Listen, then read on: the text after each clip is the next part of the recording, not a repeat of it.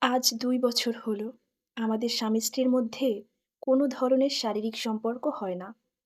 শুধুমাত্র আমি অসুস্থ বলে। তাই আমি আমার স্বামীকে বলেছিলাম, "ওগো, তুমি আমাকে ভুলে যাও। আমাকে বাদ দিয়ে তুমি অন্য কাউকে বিয়ে করো।" তখন আমার স্বামী আমাকে বলত, "দেখো, তোমাকে ডিভোর্স করার জন্য আমি তোমাকে বিয়ে করিনি।" তারপরেও আমি আমার স্বামীকে বারবার বলতাম, "দেখো, আমি তো একজন অসুস্থ মানুষ। আমি না পারি তোমার শারীরিক চাহিদা মেটাতে, না পারি তোমাকে মানসিক শান্তি দিতে। তার থেকে ভালো তুমি আমাকে আমার বাপের বাড়িতে দিয়ে এসে অন্য কাউকে বিয়ে করে নাও।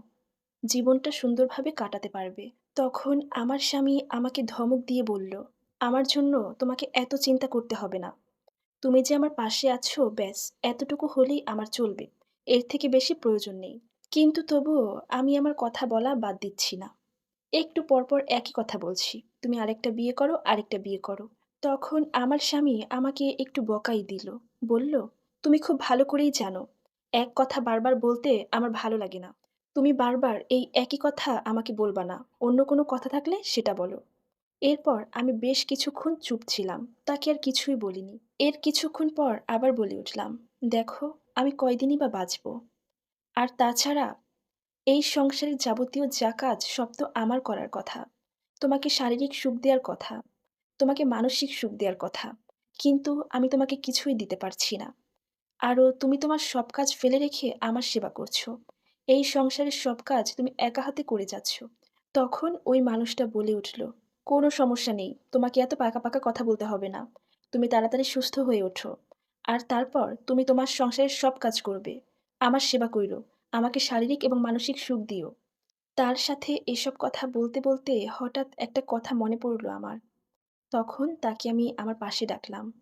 সে যখন আমার কাছে এসে বসে, তখন তার হাতটা ধরে আমি জিজ্ঞেস করলাম, "একটা সত্যি কথা বলবে আমাকে?" সে জিজ্ঞেস করল, "কি কথা? বলো।" তখন আমি তাকে বললাম, "এই যে তুমি আমার এত সেবা করো। সারাদিন আমাকে খাইয়ে দাও, পরিয়ে দাও, গোসল করিয়ে দাও। এমনকি আমি বিছানা নোংরা করলে তুমি সেটাও পরিষ্কার করো।